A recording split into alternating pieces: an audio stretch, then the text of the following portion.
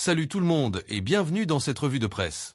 On démarre avec les Lions qui ont battu l'Espagne au tir au but en finale de l'Euro féminin. L'Angleterre conserve donc son titre au terme d'une séance de tir au but marquée par plusieurs échecs des deux côtés. C'est finalement Chloé et Kelly qui a donné la victoire à l'Angleterre comme il y a 3 ans. Les indestructibles anglaises ont réussi là où les hommes ont échoué à 2 reprises en finale.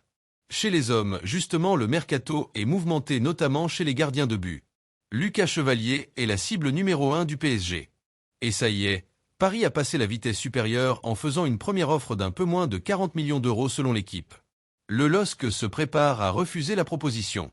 Les Dogs attendent au moins 40 millions, mais surtout un remplaçant à l'international français, justement Lille prospecte. Plusieurs gardiens sont dans la shortlist, notamment Geoffrey Dillange, le gardien remplaçant de l'EM, mais surtout Anthony Kinski qui est arrivé à Tottenham l'hiver dernier à Marseille. On continue de galérer sur le dossier Timothy WEA. Hier, son agent a pris la parole et s'en est pris à l'un des dirigeants de la Juventus qui bloquerait le transfert de l'international américain. Je n'ai pas l'habitude de prendre la parole, mais ne pas le faire aujourd'hui serait accepter l'inacceptable et le manque de respect total. La classe ne s'achète pas pour un dirigeant, c'est sûr, mais elle a toujours fait partie de l'histoire de la Juventus de Turin. Une personne est en train de saper cela. En attendant, l'EM peut compter sur son centre de formation. Plusieurs jeunes se mettent en valeur pendant la préparation et ils ont beaucoup d'ambition. Comme expliqué à la Provence, on a tous le même rêve. Jouer la Ligue des Champions, a déclaré Robinho Vassandilan sur les objectifs des jeunes Olympiens. La Ligue des Champions, justement, le stade Malherbe de Caen en est très loin.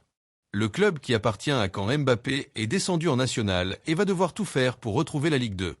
Une mission périlleuse, même si les 7000 abonnés sont derrière le club. Le rôle de Kylian Mbappé, en revanche, est toujours aussi flou. Son statut a souvent pris le dessus sur le club, même s'il garde une certaine distance avec quand Maxime Dornano, le nouvel entraîneur, a d'ailleurs expliqué qu'il n'avait pas discuté avec l'attaquant du Real Madrid, même si Mbappé a forcément eu son mot à dire sur le choix du coach. Direction l'Allemagne et Munich, une ville que va rapidement découvrir Luis Diaz. C'est à la une de Bild ce lundi, et on vous en avait déjà parlé hier. Un accord est imminent entre le Bayern Munich et Liverpool pour le transfert de l'international colombien. Un montant de 75 millions d'euros est évoqué. Un gros coup pour le club bavarois et une très belle vente pour Liverpool qui veut encore se renforcer. Alexandre Isak, lui, reste dans le viseur des Reds. L'attaquant suédois veut quitter Newcastle pour rejoindre Liverpool, mais il faudra encore tomber d'accord sur le montant. Justement, le Daily Mail pense que le champion d'Angleterre doit avoir d'autres priorités, notamment en défense. L'avenir d'Ibrahima Konaté est toujours aussi indécis et il y a un vrai besoin de se renforcer dans ce secteur. On a vu en amical contre le Milan que Liverpool pouvait avoir quelques fragilités, même si l'autre nom qui circule toujours, c'est celui de Rodrigo. L'international brésilien pourrait renforcer un peu plus le lien entre Liverpool et le Real Madrid. Surtout que Konaté pourrait faire le chemin inverse. On va parler du Barça qui a connu sa grande première au Japon. Première sortie de la saison pour les Catalans qui ont battu le Vissel CB 3-1. Hansi Flick transforme tout en or et CR Sport. Les débuts sont très prometteurs pour Barcelone qui a été très inspiré offensivement et les motifs de satisfaction sont multiples. À commencer par les premières réussites de Ronny Bardi, Geoffrey Torrent ou encore Dro Fernandez. Marcus Rashford a fait ses débuts tout comme Johan Garcia, déjà considéré comme le numéro 1.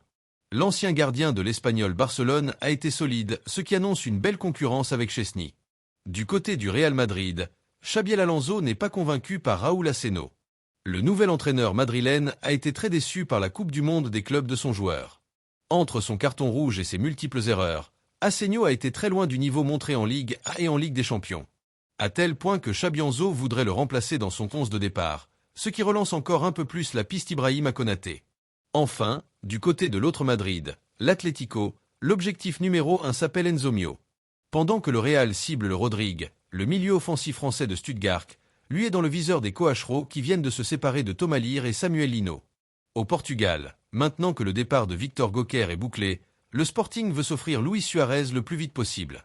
L'idée du club lisboète est de pouvoir compter sur l'ancien Marseillais pour la Supercoupe du Portugal qui aura lieu le 31 juillet. Justement pendant ce temps, Gauquer a fait ses adieux au Sporting. Il évoque les 2 plus belles saisons de sa carrière.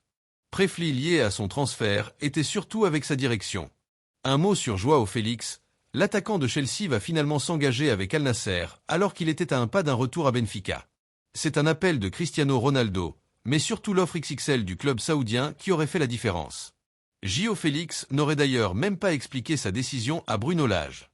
Un autre Portugais mais avec beaucoup plus de réussite, Bruno Fernandes. Double buteur en amical contre West Ham, le métronome de Manchester United a montré des automatismes avec Mathieu Cunha. De quoi donner un peu d'espoir aux Red Devils. Douche froide en revanche pour Tottenham. Morgan Gibb White va bel et bien rester à Nottingham Forest cette saison, alors que tout semblait bouclé pour son transfert. On finit cette revue de presse en Italie.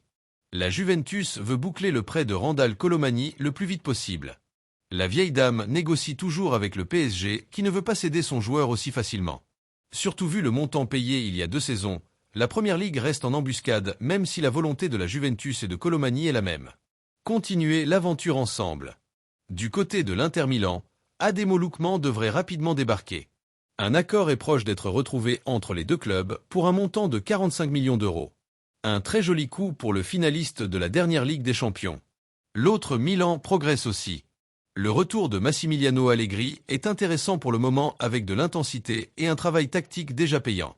On témoigne la victoire en amical contre Liverpool. C'est la fin de cette revue de presse les amis. Merci de l'avoir suivi et on se donne rendez-vous en fin d'après-midi pour le JT Foot Mercato.